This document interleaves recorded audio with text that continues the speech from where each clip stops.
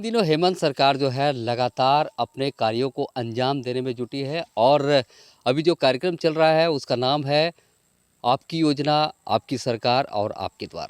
यानी ये कार्यक्रम के दौरान जो है हेमंत सोरेन जो है राज्य की जनता से वो 2024 के लिए एक अपनी फॉर्मूला तैयार कर रहे हैं। हम आपको बता दें कि ये जो आपकी योजना, आपकी सरकार और आपके द्वार जो कार्यक्रम शुरुआत हुई थी, ये साहिबगंज के बरहेट से ये कार्यक्रम शुरुआत हुई थी। यानी ये जो बरहेट है विधानसभा क्षेत्र, ये मुख्यमंत्री का अपना विधानसभा क्षेत्र है। इस क्षेत्र से मुख्यमंत्री हेमंत सोरेन ने इस कार्यक्रम की शुरुआत की थी। यानी अब जो है बरहेट विधानसभा क्षेत्र से अब पाकुड़ भी जो है मुख्यमंत्री हेमंत सोरेन का ये सरकार आपके द्वार कार्यक्रम जो है चला गया है। यानी ये सरकार आपके द्वार कार्यक्रम चलाकर मुख्यमंत्री हेमंत सोरेन जो है लगातार राज्य की जनता के साथ संवाद करते हुए नज़र आ रहे हैं और अपने मंच से जो है इस योजना के बारे में लोगों को अवगत भी करा रहे हैं और साथ ही साथ जो है इस कार्यक्रम को लेकर लोगों से जुड़ने की बात भी कह रहे हैं।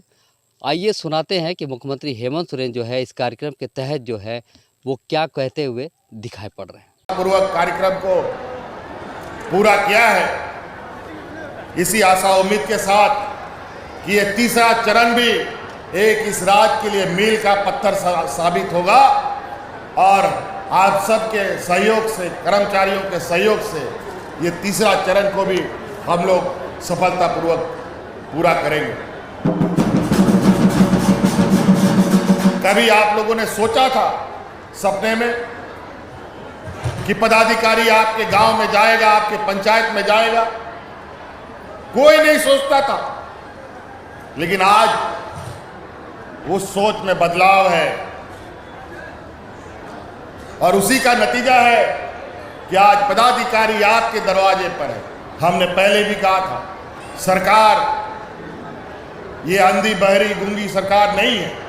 इस सरकार के आंख, नाक, कान भी है, संवेदनशीलता भी है और आज उसी का परिणाम है कि आज इस राज्य में लगभग 1,08,000 लोग को हम लोग पेंशन दे रहे हैं। हर मंच पर जो है मुख्यमंत्री इसी तरह के मंच से वो कहते हुए नजर आ रहे हैं।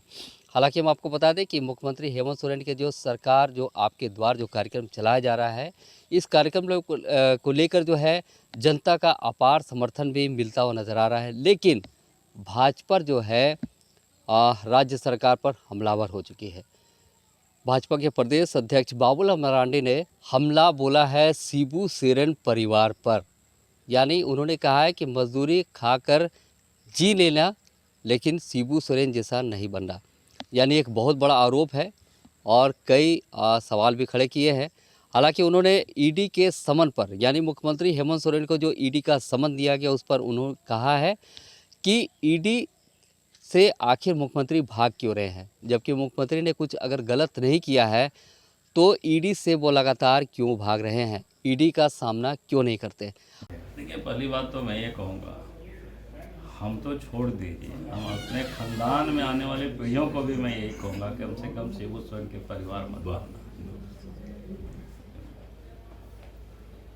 मैंने जिस व्यक्ति ने इतना झूठ बोला, इतना लूटा, झारखंड वासियों को इतना ठगा, तो मैं वैसा, हमने कहा कि हमारी बात तो छोड़ दीजिए, हम आने वाली पीढ़ियों को भी कहेंगे कि हमारे परिवार में कम से कम उस परिवार जैसे मत बनना। बाकी तो लोग खेत खलिहान में मजदूरी करके खा लो, खेती बाड़ी करके खा लो। उन्होंने ये भी कहा वो हमारे लिए अच्छा होगा, गर्व की बात होगी। लेकिन उस परिवार के जैसा, शिबू सोरेन के जैसा, हमारी बात छोड़ दीजिए। मैंने कहा कि हम अपने परिवार के पीढ़ियों को भी मैं यही बोल करके जाऊंगा कि उस जैसा मत बन। विपक्ष पे भी वार किया कि मतलब जो है सीबीआई ईडी को लगा दिया गया है, विकास रुक रहा है, ये प्रयास है सेंट्रल का कि अरे भाई, हमने कहा रहे हैं कि अगर ईडी ने उनको नोटिस देते हैं और उन्होंने गड़बड़ नहीं किया है तो फिर भाग क्यों रहा है? जाना चाहिए, उनको बताना चाहिए कि भाई हमारे पास तो ये सारी प्रॉपर्टी है, इतना ही है। तो आदमी तो तभी भागता है ना जब वो गड़बड़ किए हुए रहते हैं। उनके पास कोई जवाब नहीं है। आप अगर लूटेंगे, आप अवैध तरीके से पैसे कमाएंगे, संपत्ति अर्जित करेंगे, तो फिर ईडी तो इसी काम के लिए है। ईडी का काम क्या है? जहाँ मनी लॉन्ड्रिंग होता है, अवैध तरीके से जो धंधे होते हैं, उस पैसे को पकड़ते हैं। और मोदी जी के राज्य में इन 9.5 वर्षों में 1 लाख करोड़ से अधिक की संपत्ति को जब्त कर चुके हैं। झारखंड में भी कई करोड़ रुपया नगद भी जब्त हुआ है, कई पैसे भी जब्त हुए हैं, और इससे पूर्व भी जब्त हुए हैं। वो तो उस समय हम लोग की सरकार तो नहीं थी, उस समय तो कांग्रेस और हेमंत यही सारे लोग मिल करके सरकार चला रहे थे झारखंड में। मैं किसी का नाम नहीं ले रहा हूँ, आप सब लोग को पता ही है। तो इसीलिए ये तो कहना, तो आज झारखंड की जनता इस बात को जान रही है। भाग क्यों रही है फिर मुख्यमंत्री? अगर गड़बड़ नहीं की है तो ईडी के यहाँ शामिल होना चाहिए। हमने तो ईडी से भी मांग की है। तो भाई अगर आप 5-5 बार एक संवैधानिक पद पर बैठे हुए व्यक्ति को नोटिस दे रहे हैं, हाजिर नहीं हो रहा है, ये तो कानून की भी अवहेलना कर रही है, इग्नोर कर रही है, यानी अपने आप को कानून से भी बड़ा मान रहे हैं।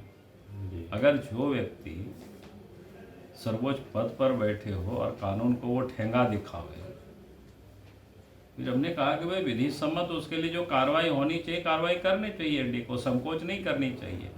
तो एक तरफ जो है सरकार आपके द्वार कार्यक्रम चला रही है, तो वही बीजेपी जो है हमलावर नज़र आ रही है, और दोनों में यानी सत्ता पक्ष और विपक्ष अपने दोनों में हमलावर नज़र आ रही है और एक दूसरे पर आरोप लगाते हुए नज़र आ रही है। हालांकि सरकार जो है अपने कार्यक्रम से जो है लोगों का यानी राज्य की जनता का वो मन जीतना चाहती है, तो वही भाजपा भी जो है राज्य सरकार पर हमला बोलकर राज्य की जनता को अपनी ओर खींचना चाहती है। अब देखने वाली बात होगी कि इस तरह के वार और पलटवार का दौर जो है कितने दिनों तक जारी रहता है। तो आप देखते रहिए दर्श न्यूज। रांची से मैं मोहन कुमार।